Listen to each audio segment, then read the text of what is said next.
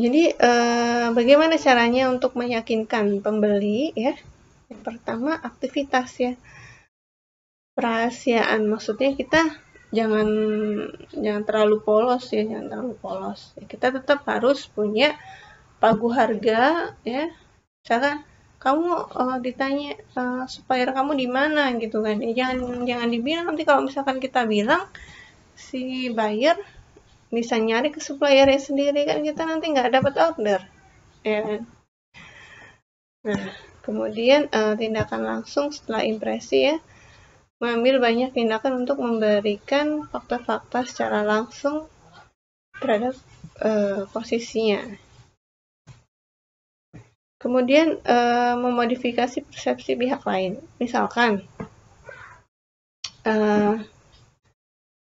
kita jualan, misalkan kita jual barang-barang yang stok opnam, jadi barang-barang yang susah keluarnya ya kan, susah keluarnya. Misalkan baju ya, kayak misalkan kerudung saya seperti ini. Nah, gimana sih caranya biar update lagi gitu kan ya? Misalkan saya tambahin aksen di sini, ada pita ya di sini di atas misalkan ya, sini separuh gitu ya. Tuh misalkan beli ini gratis bandana yang ada pitanya itu, atau gratis bros itu ya. Jadi modifikasi persepsi ya, agar orang itu tidak melihat barang yang kita beli adalah barang yang out of date gitu kan. Jadi barang yang kita beli ya adalah barang yang bagus. Nah, kemudian ada memanipulasi biaya aktual ya, penundaan atau penghentian ya. Jadi tindakan distributifnya bagaimana ya.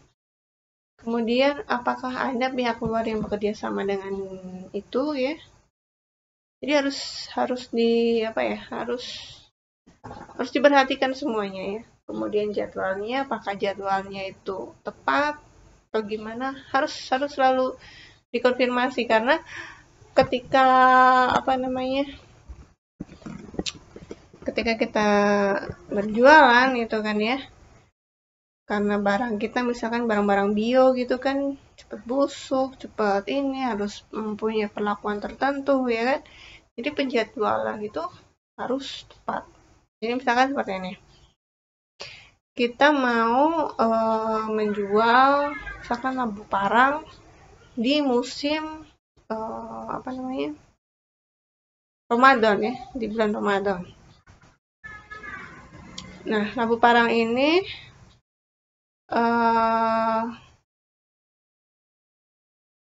kebutuhannya tumbuhnya berapa lama, misalkan 3 bulan, jadi kita harus 3 bulan prepare ke belakang. Terus usia tanamnya berapa ya kan, kebutuhan pupuknya berapa, terus musimnya apa, aduh pas musim kemarau, jadi saya harus banyak nyiram tanaman itu kan ya.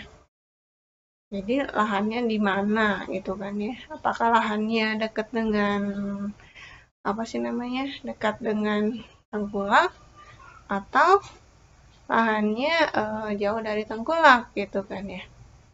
Bagaimana aksesnya itu kan, lebih sedikit mahal tapi aksesnya oke, atau lebih jauh sedikit tapi harganya lebih murah gitu kan ya. Itu harus terinci sekali. Nah, kemudian posisi-posisi yang diambil sebelum negosiasi ya, kita harus tahu ya, pihak lawan itu dia biasanya seperti apa. Apa misalkan orangnya perhitungan banget gitu kan, ya kita harus strict dengan harga. Oh sekian, oh maksimalnya harus punya pagu sekian gitu ya, dan sebagainya. Nah, kemudian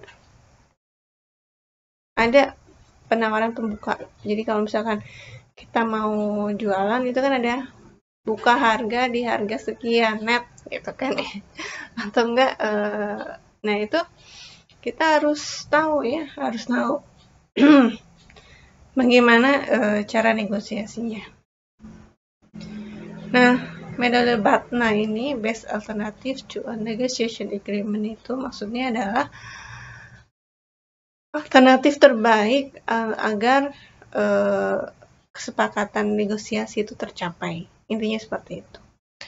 Nah, manfaatnya itu adalah ya kita harus ini ya lebih kompetitif ya, lebih kompetitif. Misalkan kita mau jual beli properti misalkan ya.